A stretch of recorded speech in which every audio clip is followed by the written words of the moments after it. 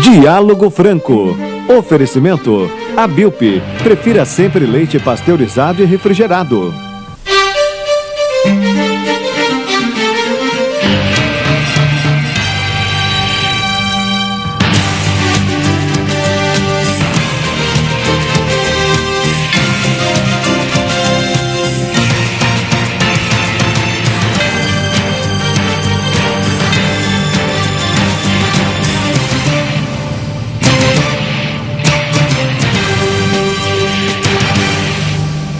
Olá, muito bom dia a todos, e nós recebemos aqui no Diálogo Franco, mais uma vez, o jornalista polêmico, como sempre, Paulo de Tarso Venceslau, e talentoso, competente. Bom dia, Paulo, como vai? Bom dia, Carlos. Prazer em te receber aqui, é um momento especial desse Diálogo Franco, com certeza, pelo calendário eleitoral. Nós temos aí as eleições municipais, mas eu quero começar conversando com você sobre o cenário nacional, Paulo. Com a sua experiência, com a sua história de vida, qual a sua interpretação sobre mensalão? Tem gente que diz que ele não existiu, os advogados aí dos réus, não existiu mensalão, outros dizem outras coisas. A visão do Paulo de Tarso. Olha, eu não faço muita questão de usar o mensalão como símbolo, como palavra. Para mim existiu, né? Mas como eu vou batizar esse episódio é irrelevante. O mais importante é saber o seguinte: existiu um crime. Esse crime tem que ser apurado e os responsáveis terão que pagar esse crime. E, curiosamente, todos os caminhos convergem para a cúpula petista. Aliás, foi um esforço muito antigo que existe por Desculpa, Paulo, converge em termos de responsabilidade. De responsabilidade, claro. Responsáveis pelo mensalão, pelos crimes. Que articulou esse processo todo, né? A convergência é nesse sentido. Porque eu vivi uma experiência ainda nos primórdios, podemos dizer assim, quando já eu testemunhei e presenciei algumas tentativas nesse sentido de se montar um caixa 2, né? Dinheiro não contabilizado, dinheiro oriundo de recursos públicos, né? E foi o que inclusive me levou a um confronto com o Lula e acabei sendo expulso do PT. Mas é que você foi um dos fundadores do PT. E na época, né, quer dizer, é muito curioso porque já esse esforço ele já existia, estava sendo posto em prática. Houve uma oportunidade de mudar o rumo do que é o PT hoje, né? Do que veio a ser o PT, que é o PT de hoje.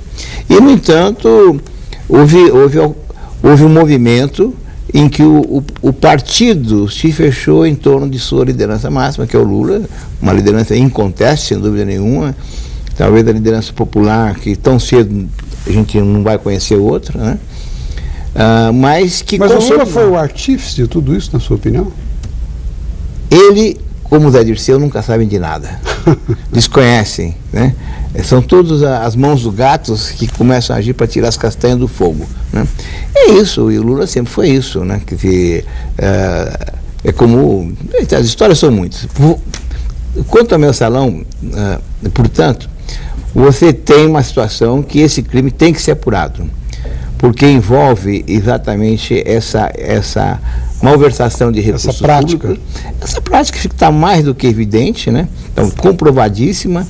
Paulo, me permita, e nesse contexto que você está colocando, a presidenta Dilma versus PT, no caso, como é que a Dilma está se entendendo com o PT? Porque hoje está mais do que comprovado que ela é uma gestora competente, uma administradora muito focada nas coisas, muito comprometida.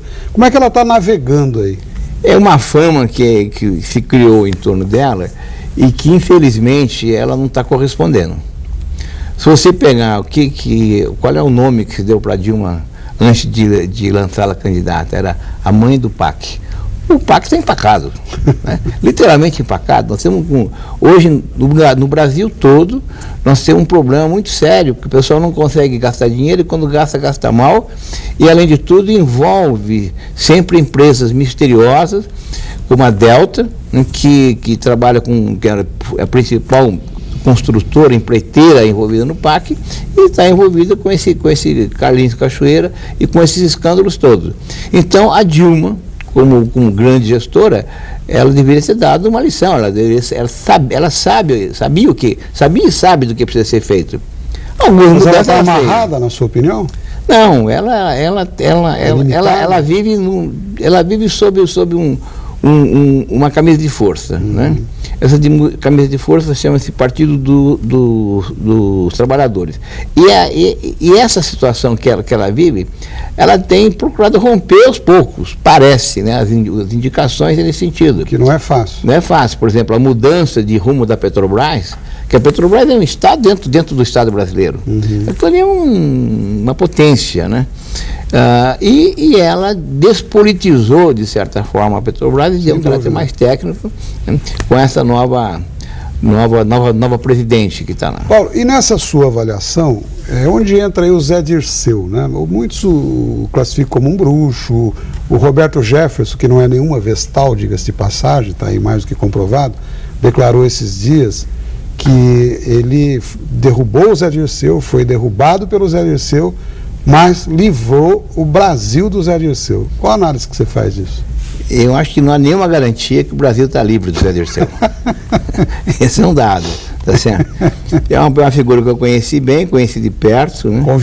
Convivi, exatamente, né? Ele acompanhou esse conflito que eu tive com o Lula naquele momento. Ele chegou até a esboçar algum apoio, né? Mas em seguida ele se enquadra,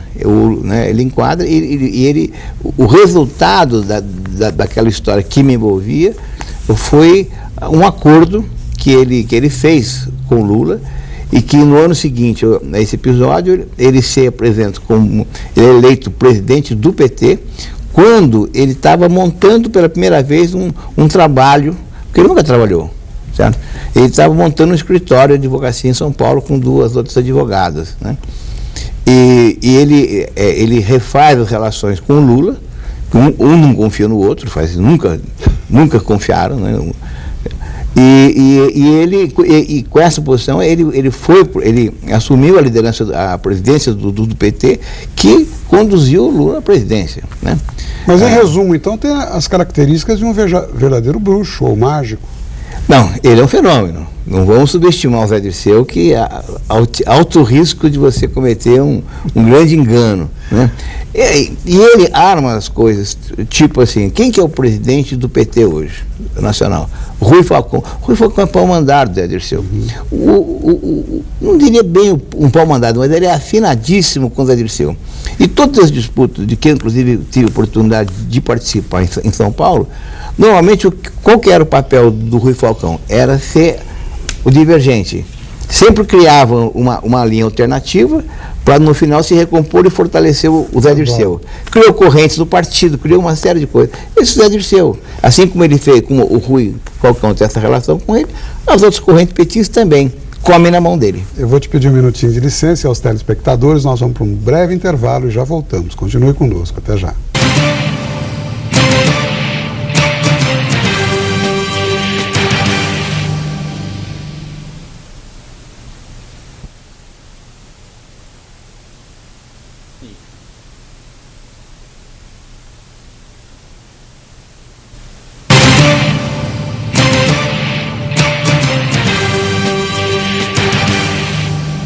Olá, e de volta então com o jornalista Paulo de Tarso.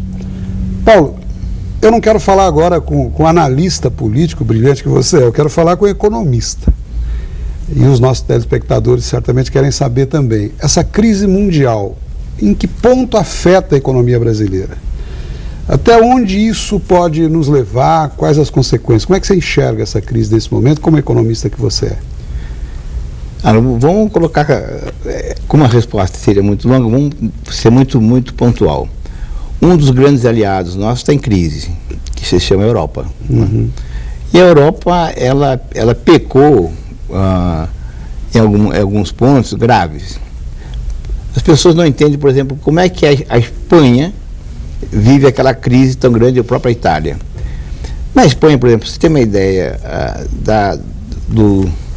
da festa financeira que tinha virado aquilo lá, para você ter uma ideia, as pessoas de origem espanhola, até não sei qual geração, vivendo fora da Espanha, tinham direito de fazer uma viagem ao redor do mundo bancado pelo governo espanhol. Pelo governo espanhol. Isso nos tempos de hoje, até recentemente, eles estavam reavaliando isso, né? Como diriam os antigos, o dinheiro não aceita desaforo, seria mais ou menos isso?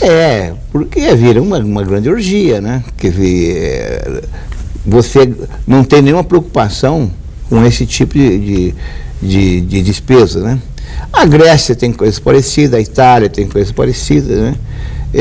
Então, e essa crise lá, então, nos afeta diretamente. E o outro grande segmento que se chama a China, né? A China, a grande competitividade da China é em cima da exploração brutal da mão de obra. Né? Uma mão de obra que recebe... Quase que escrava.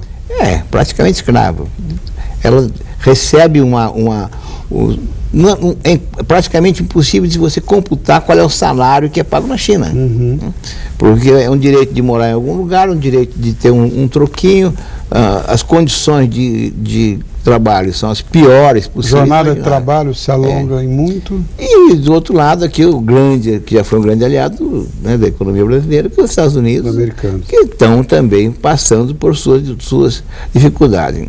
Então, como a economia não tem milagre, né? Eu diria o seguinte, que tão cedo a gente não vai sair dessa crise. Então podemos sair muito lentamente. Vamos subir essa escada, é difícil subir essa escada, de elevador a gente não vai subir. Tá certo? Então esse é um dado importantíssimo. E mais, é muito curioso porque aqui no Brasil parece que houve uma redescoberta do velho Keynes, né?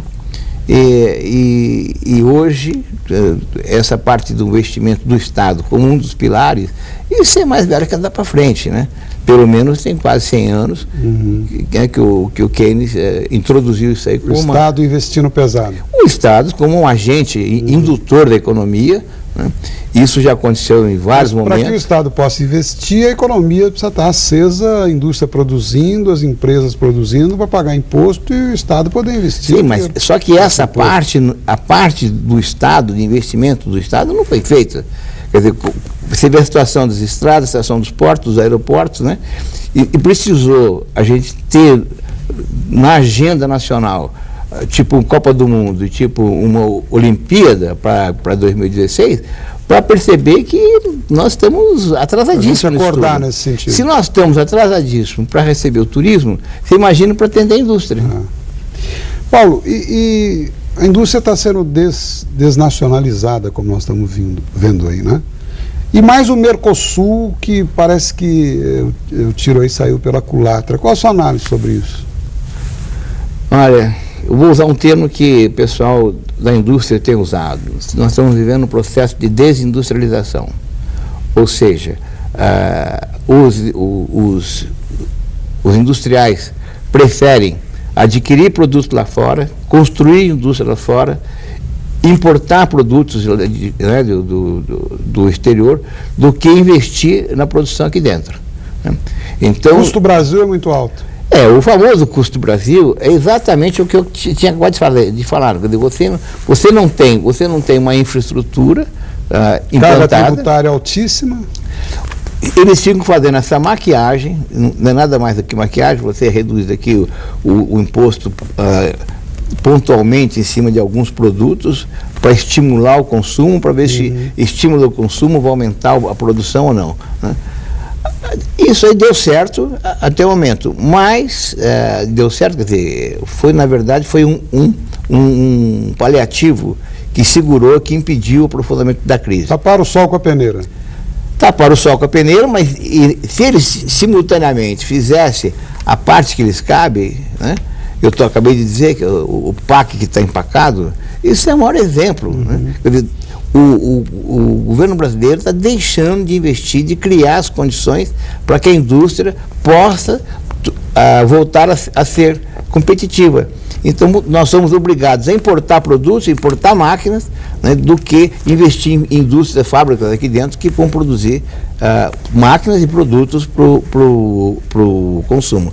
Isso aí, hoje, é evidente o processo de desindustrialização que está havendo. E mais do que isso, nós vamos ter um fenômeno, inclusive, curioso, que envolveu até o ex-prefeito aqui de Taubaté, né, que mostrou bem que uma pequena diferença, ou quando se é que existe diferença, entre tucanos e petistas, né? Ex-prefeito Bernardo Ortiz. Foi o processo de aquisição de mochilas para a rede escolar. A rede escolar do Estado é muito grande, são milhões e milhões e milhões de alunos, né? Então você faz uma compra de milhões e milhões de mochilas, você não vai, de uma hora para outra, você implantar uma indústria, tem que ter algum estímulo para isso. Muito bem, o que eles fazem? Os fornecedores são importadores da China, ou seja, o mais malandro acaba sendo beneficiado. Aquele que conseguir um fornecedor chinês, aquele que escapar mais das malhas da Receita Federal, aquele que conseguir introduzir o produto por caminhos sinuosos, acabou vendendo milhões. Acaba vendendo isso aí, né? E a briga aqui foi muito curiosa por causa disso. Quer dizer, mostra que a questão política. Uma apostila aqui custou quanto mesmo em Taubaté? Coisa de R$9. Não, em São Paulo, mas em Taubaté custou bem mais. Aqui é outro departamento, Mas, enfim, você tem esse processo, a grande questão política que teria que ser debatido, uma questão simples, mochila escolar, que é a desindustrialização, colocada de lado. Aí ficam brigando qual é que é mais cara e qual é a mais barata, né? E é ridículo, uma discussão ridícula. Vamos ter que interromper, mas vamos para o outro bloco daqui a pouquinho. Eu vou pedir um minuto de licença e já voltamos. Até já.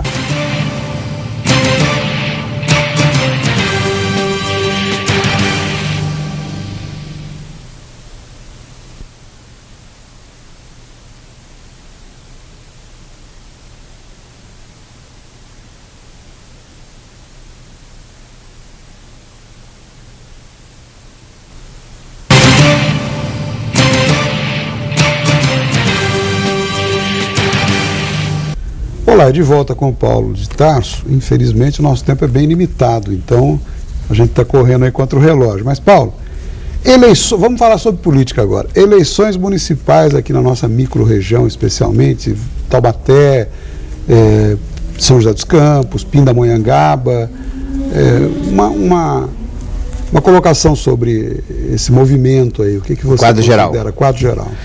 Eu diria que tem dois fatos que são importantes nesse quadro geral. O primeiro, diz respeito à polarização, que é claro, PT e PMDB e o PSDB. Isso aqui em Taubaté? Ou na região? Na região? Na região, E essa polarização é que dão o tempero regional. Uhum. Essa polarização tem uma possibilidade muito grande hoje, segundo as pesquisas que foram divulgadas, de o PT retomar a prefeitura em São José dos Campos. Uhum. Se isso acontecer, você não tenha dúvida que hoje o PT não é o mesmo daquele que foi da Ângela Guadagnin, né? Hoje, depois dessa vivência no governo central... Seria melhor ou pior, na sua opinião? A minha opinião é para pior. Pior? Para pior, inclusive para nós como jornalistas, inclusive, seria mais um fator que colocaria restrições ao trabalho nosso, inclusive, né? Uhum. Então, tem esse lado, e o PT elegeu o Vale do Paraíba dentro dos seus projetos de poder, né? Então, isso visando 2014, por exemplo? 2014, inclusive, que começa agora, 2014, começa em 2012. Uhum. Né? Então, eles elegeram as cidades com mais de 150 mil habitantes e principalmente as cidades que têm transmissão de TV. Uhum. Para lançar candidato a prefeito. O candidato próprio a prefeito. Em São José isso não mudou muito, porque o Carlinhos é eterno candidato deles, depois da Ângela, né? Mas aqui em Taubaté e Pinda, essa situação fica muito clara. Primeira vez que o PT tem candidato próprio. Faz tempo que não tem, né? E mais, né? O PMDB acabou abrindo mão, também a ausência total, absoluta de um candidato minimamente competitivo, e em Pinda ficou mais evidente porque o PT estava praticamente fechado com o PMDB, com o Torino, e houve uma separação que as pessoas não entenderam direito. Então isso faz parte de um projeto de poder que o PT tem para a região. E por outro lado, nós temos os desastres tucanos aqui, né? O mais evidente é o de São José dos Campos. Do candidato que você disse. Do candidato, enquanto candidato. Uma administração bastante bem avaliada, e por razões que eu não queria entrar muito no mérito, apesar de saber algumas particularidades, levou à não indicação da pessoa mais competitiva, mais indicada para ser o sucessor do Cury, né? Então nós temos lá um jovem, né, o Alexandre Blanco, totalmente inexperiente, que entrou nessa disputa com uma cunha dividindo o partido na cidade, amarga hoje um dígito numa campanha quando o Carlinhos beira os 50% e poderá, se for mantida essa situação, se não houver uma mudança de rumo, será o responsável pela entrada, a retomada do domínio do PT aqui no Vale do Paraíba. Entendeu? Então essa é a parte macro que tem aqui na região. Paulo, e voltando para Taubaté, você, através do seu jornal, Jornal Contato, sempre acompanhou em cima essa situação do prefeito, da prefeitura, prisão pela Polícia Federal. A impunidade vai prevalecer no caso de Taubaté, na sua opinião? Olha, a justiça brasileira está aí, né, passando por um grande teste, macro teste, que é o julgamento do mensalão. Aqui o prefeito provavelmente ele vai amargar muito, né, depois que ele sair desse governo. E ele só não está pagando agora porque o judiciário está altamente politizado. Só vou te dar um exemplo. Existe um chamado embargo de gaveta, né? Embargo de gaveta é quando o processo passa por um juiz, um magistrado, ou por um desembargador, ou por um ministro, né? E ele, em vez de dar uma solução, ele põe na gaveta. Cerca de 4 ações do Peixoto estão no TSE. O TRE em São Paulo não acolheu, né? E mandou para o TSE. O ministro do TSE... Tribunal Superior Eleitoral. Tribunal Superior Eleitoral deu despacho que esses processos tinham que voltar para o TRE e o TRE teria obrigado a analisar o mérito. Teria obrigado. Aí falou assim, opa, finalmente uma boa notícia. Mas, né, o juiz, por influências, sabe lá de quem, né, aceitou uma representaçãozinha de um advogado qualquer e, com essa desculpa, sentou em cima do processo, pôs na gaveta. Então ele tem uma ordem para o processo vir para o TRE, e ao mesmo tempo o juiz está sentado em cima e está acabando o mandato do Peixoto. Paulo, e o impacto dos debates, na sua opinião? A Band está realizando aí debates em 9 cidades da região, 2 horas de debate ao vivo. O eleitor se sensibiliza com essa participação dos candidatos? Isso contribui favoravelmente para o resultado melhor nas eleições? Eu não tenho dúvida, porque pelo menos uma parcela significativa do eleitorado, ele quer conhecer quem são os candidatos mais de perto. Sem maquiagem. E o confronto entre eles é fundamental para se formar uma opinião e uma decisão em quem votar. Muito então, bom. Essa iniciativa da Band, claro que é uma iniciativa fantástica. Viu?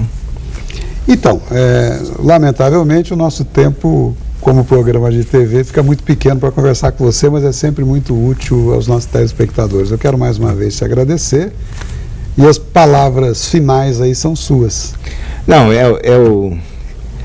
na verdade, nós estamos, o Jornal Contato está entrando para valer nesse processo eleitoral, é exemplo da Band, que já tem uma tradição. Você tem uma pesquisa em mãos aí, né? Tem a pesquisa em mãos que está nas bancas semana passada, já saiu, que é a pesquisa do Ibope, em que mostra patrocinada pela TV Vanguarda, se não me engano, essa pesquisa.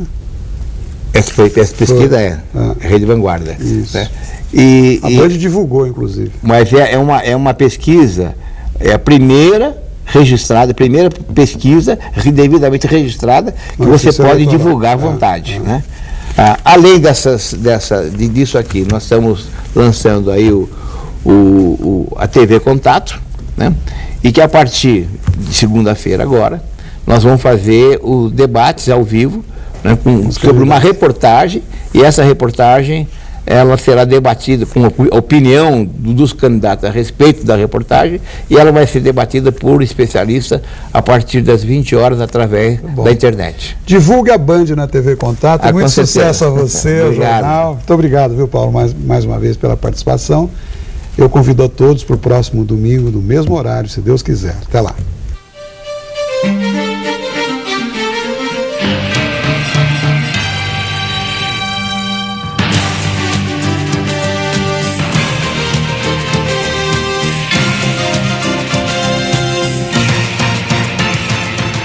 Diálogo Franco. Oferecimento: Abilp. Prefira sempre leite pasteurizado e refrigerado.